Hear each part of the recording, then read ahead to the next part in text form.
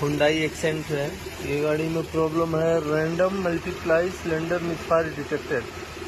अभी इसमें कस्टमर ने इग्निशन कॉइल डाल दिया, स्पार्क प्लग डाल दिया, केन सेंसर क्लीन किया, फिर भी प्रॉब्लम सॉर्ट आउट नहीं हो रहा है।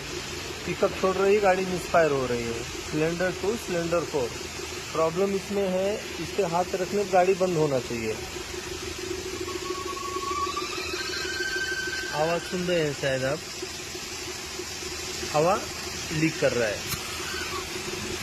गाड़ी बंद हो जाना चाहिए, गाड़ी बंद नहीं हो रही, मैनिफोल्ड से हवा लीक कर रहा है। ये इसके लिए प्रॉब्लम आ रहा है। ये गाड़ी बंद हो जाना चाहिए, मैनिफोल्ड से सांस ले रहा है। ये